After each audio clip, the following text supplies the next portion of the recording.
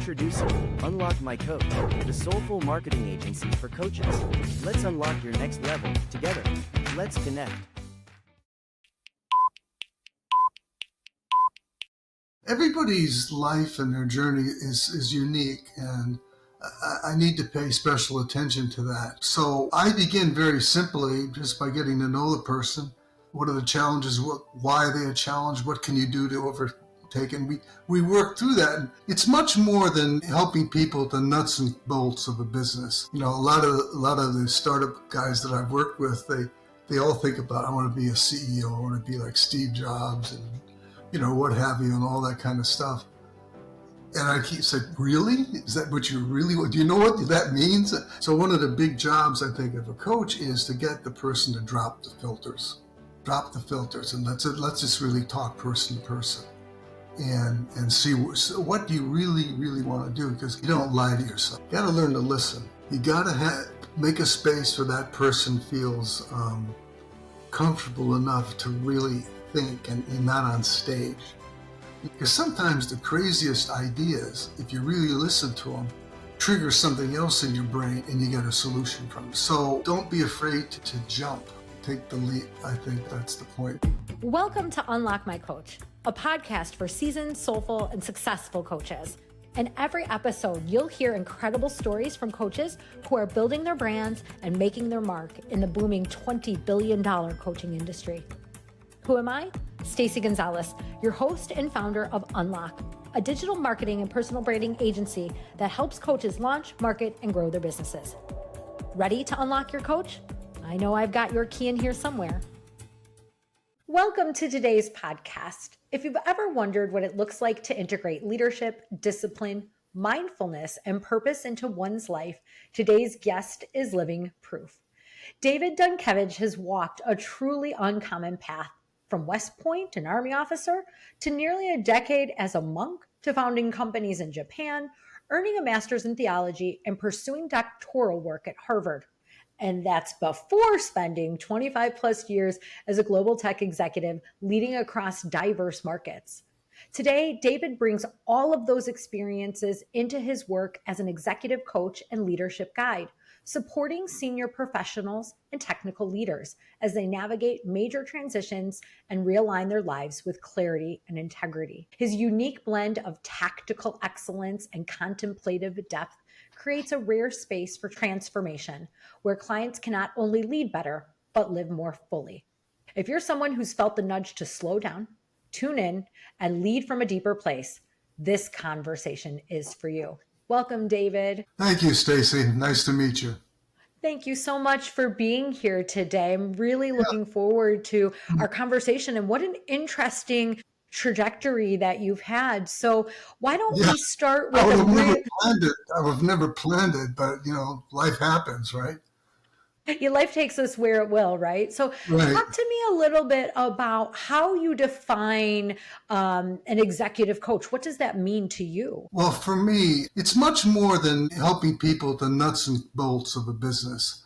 I'm assuming somebody who's got up to the VP level or something like that, they've got the nuts and bolts and stuff. A lot of it, to me, being executive coach is how do all the training they have, their individual abilities, how do you bring that 100% to fore in your personal life and in your business life?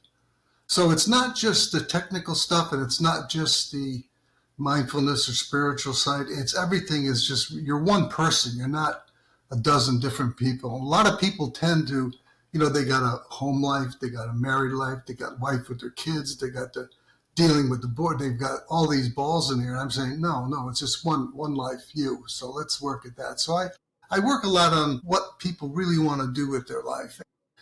It's helped a lot of people who had really good jobs decide that, yeah, I don't really like what I'm doing. And we talked and we did some networking, and they got into a different job, different company, you know, much happier, much fuller, living much fuller life. So that's kind of me, the way I look at executive coaching. You know. Yeah. Do you have a model or a process that you walk clients through, or is there something that overall these years that you've done it that you kind of like, this is the point we're at here, and you kind of start to notice some of those patterns? Yeah. as you've, engaged and done this as long as you have. Well, there are patterns, but I really avoid trying to typecast everybody. Everybody's life and their journey is unique, and I need to pay special attention to that. So I begin very simply just by getting to know the person, finding out, asking them I used to use these coaching worksheets and I bought, and I just, okay, come on.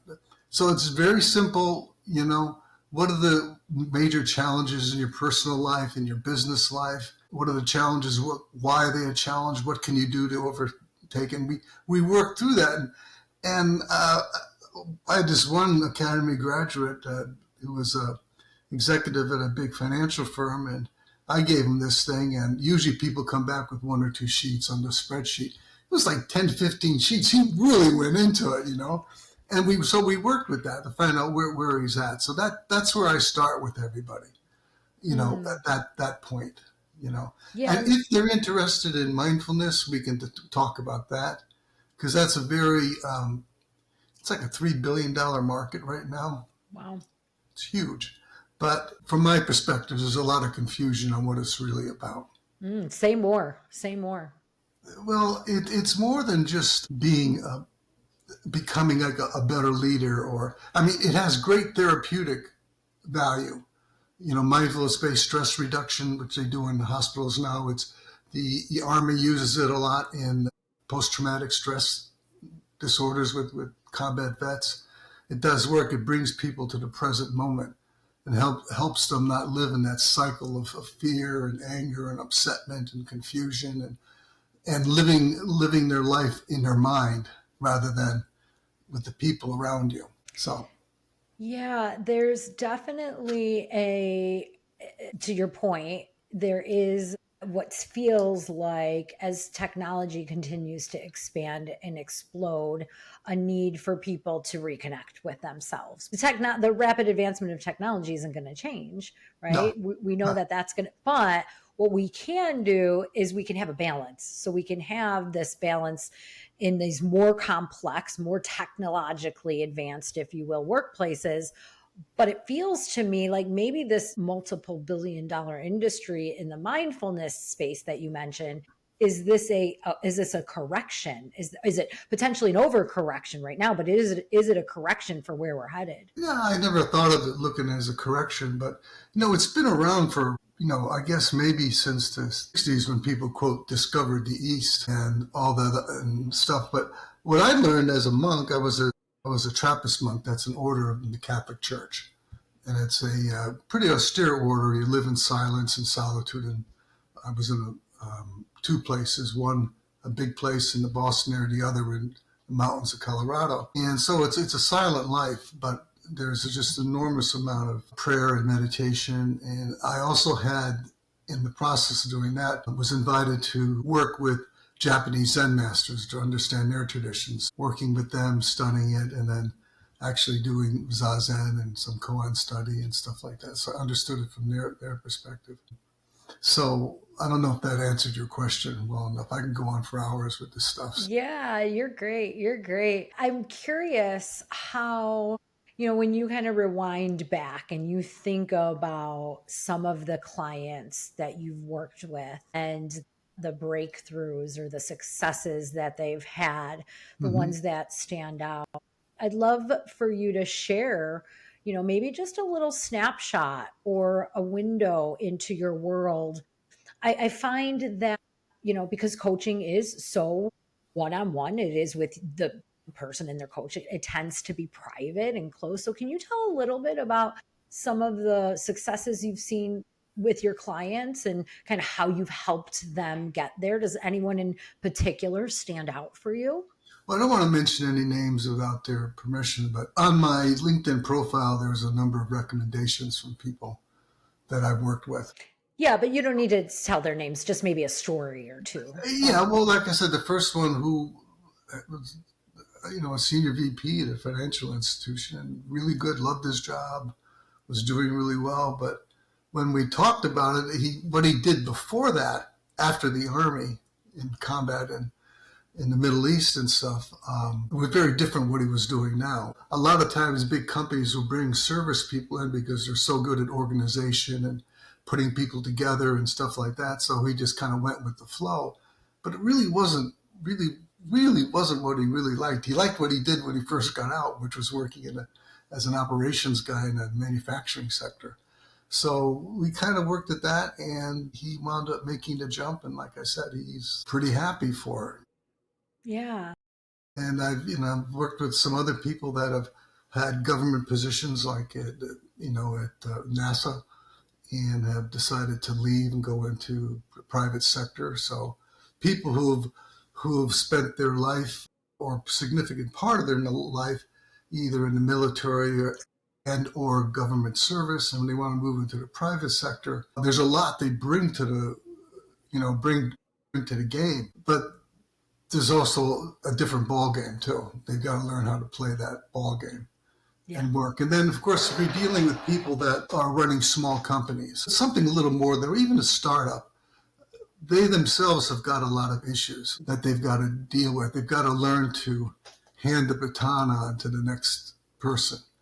A lot of the startup guys that I've worked with, they all think about, I want to be a CEO, I want to be like Steve Jobs and, what have you, and all that kind of stuff.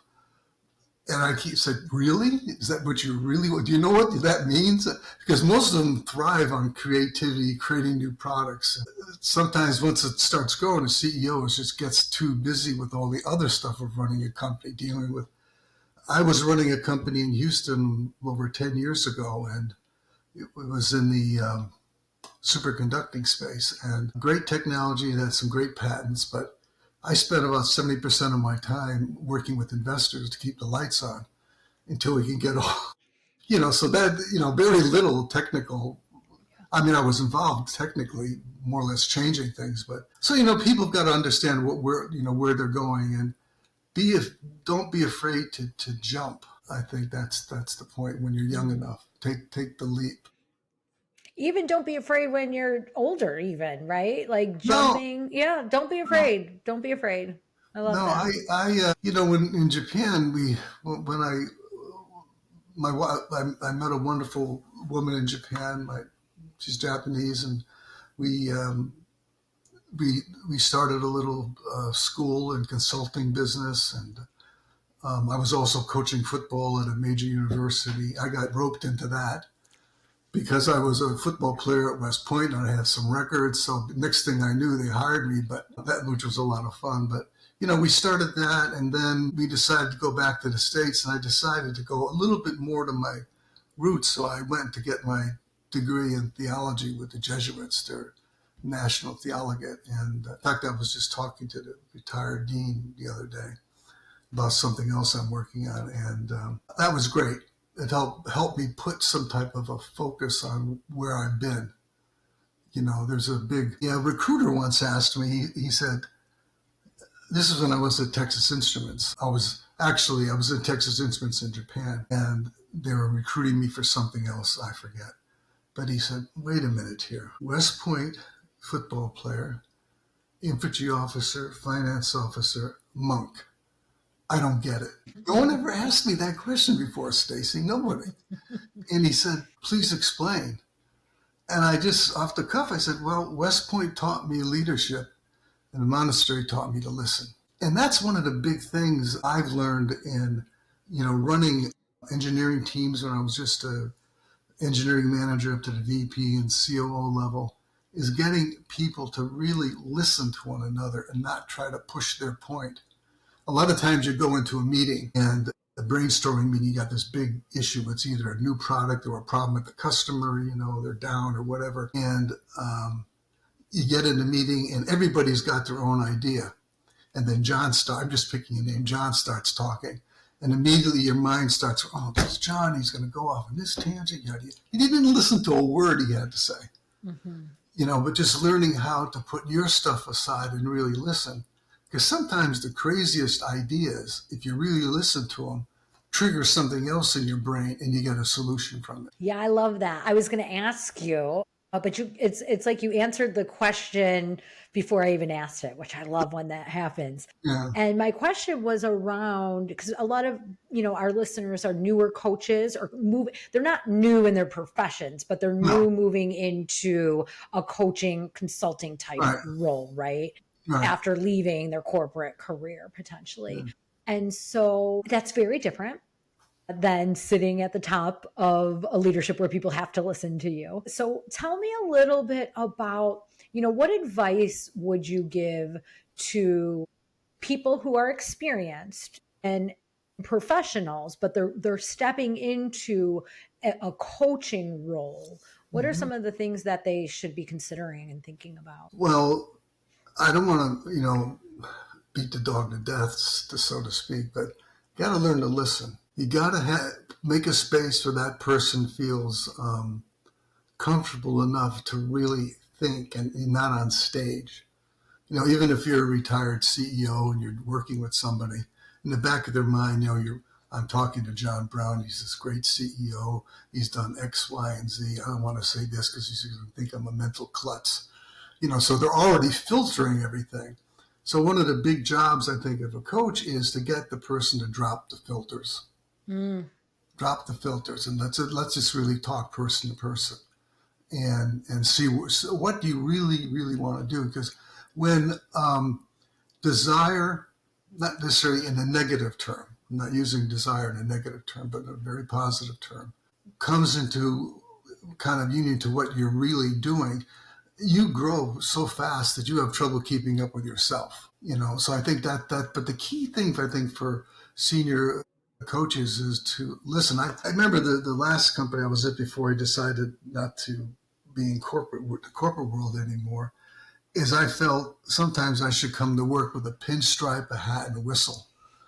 Because I had an open door, obviously, and I had situations where two VPs, they were always at one another's throat, so to speak. They were friends, but, the trouble is they were 99.9% in step with one another, but they didn't realize it.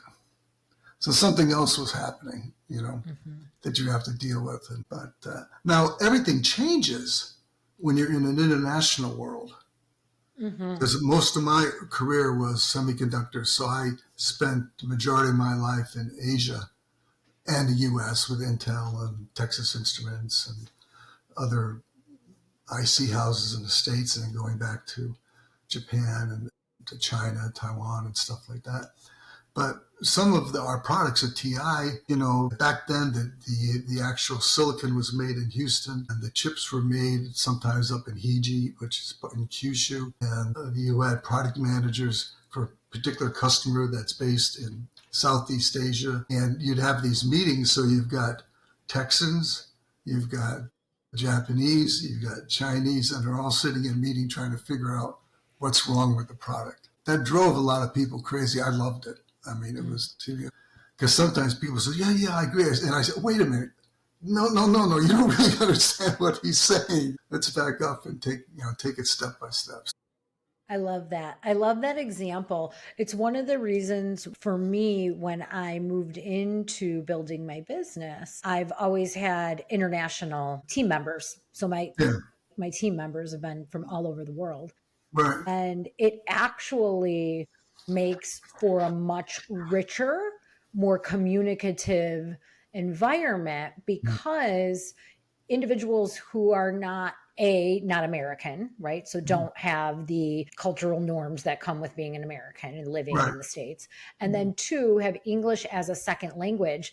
They use different words. The context gets us there, but it's a different nuance to a word that's a familiar English word, but in a new way. And what happened, I'm sure there's some brain science somewhere behind it, but what I've noticed with my teams and individuals is it almost is a pattern break for people, right? And when you're so used to like talking to the people in my neighborhood versus this, and it becomes this interesting pattern break. So I love how you kind of surfaced that notion, that listening. And then if you really want to listen, bring in people from like completely different backgrounds with different languages. I love that. So it's a riot. Yeah, there's a lot to grow there, right? And with things now being fully virtual, I mean that's happening all day, every day. Oh, I tell you, it's. I wish we had Zoom back in because I lived on airplanes. I was Yeah. I was the Platinum Leap on 2 airlines, and I knew the flight crews. It got to be a little crazy. I'd walk in and they all knew me, and that I sat them there. They all came up and talked to me, and I sat down on my seat, and the guy said, "I think you travel way too much. If you know the flight crews and you know the captain." I was lucky. The captain was his son and my son played football together, so we knew. It sounds exotic, but then when you're living It's it not exotic at all. It's not exotic. There was this ad. Oh God, this goes back in the early '90s. I have it someplace in my pile. It was a full page ad, and it said "Fly." I forget what the airline was. For example, "Fly United and see the world," and then it showed a picture of a conference room. It said Tokyo. The next was Austin. Then the next was somewhere in Germany, Taiwan. They were all the same. Mm-hmm. So that's the businessman's experience in the world, the conference rooms and dinners. Yeah. You really don't have much time to go, quote, play tourist. Yeah. So Exactly. fun So times. I love that. Can you talk a little bit about, again, Yeah. when you're starting out as an executive coach and you start to think about putting your message out there, letting people know, like, I'm doing this thing now, I'm coaching, I'm ready, we talk about branding, we're a marketing agency at Unlock. So what's the importance of building your digital reputation, and how did you get your message into the world, especially at a time like now where it's really noisy? Yeah, it is a little too noisy sometimes. I do post on LinkedIn and stuff, and that helps, but which was a very unique experience for me because a couple of years ago, the posts were kind of business centric, and then I started telling stories about being a monk and how that's related to life. And they went through the roof. And I said, oh, okay, maybe I got something. So I just kept telling stories, and people really kind of got into it. I think that's it. And the other big thing is, word of mouth. I've gone the route where I've hired certain companies to go out and, they do these mass emails and these, how many times they touch the people a week and all that kind of stuff. And I understand that. And I've gotten some people like that, but I don't know if there's a secret to it.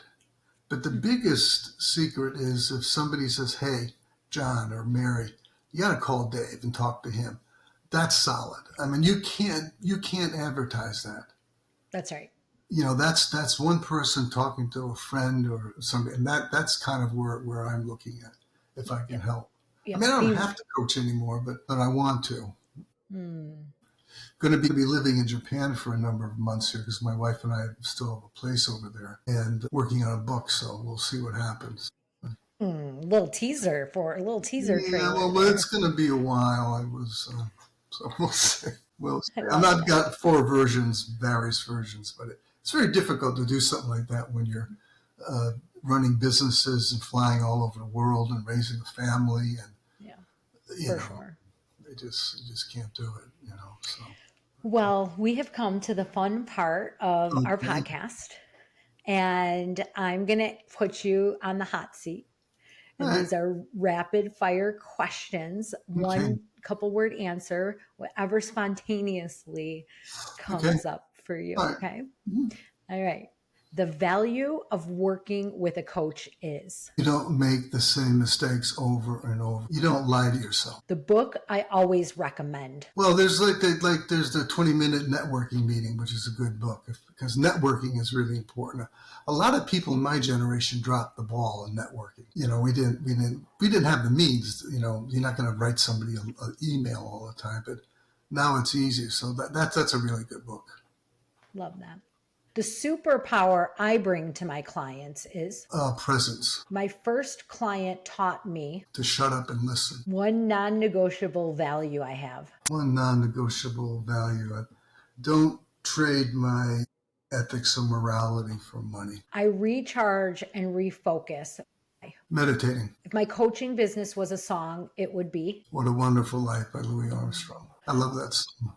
the biggest lesson I've learned in my life. Don't think too much. Who is the coach you most admire? My high school football coach, believe it or not. Love that. Yeah, I could go on and on to stuff. I was somewhat of a hot dog, so he kind of tamed me very quickly. In 5 years, I hope more people understand the coaching industry is. Coaching industry, 5 years, the coaching industry is mature enough and available enough that more people will be open to trying it, Thank you. letting go. Yeah. Yes. Well, David Duncavage, if people want to find you or learn more or work with you, where can they go? Well, you send me an email. That's the easiest thing, david.duncavage@gmail.com. And then, of course, LinkedIn. They could always get in touch with me on LinkedIn. I get a lot of people get in touch with me. 11,000 contacts or something like that. I don't know where they all came from, but they just kind of happened, You've been traveling the world, that's why. Yeah, maybe so, yeah. Well, David, thank you so much for being our guest today. Really appreciate it. I appreciate it. I enjoy speaking with you. You ask good questions. Thank you.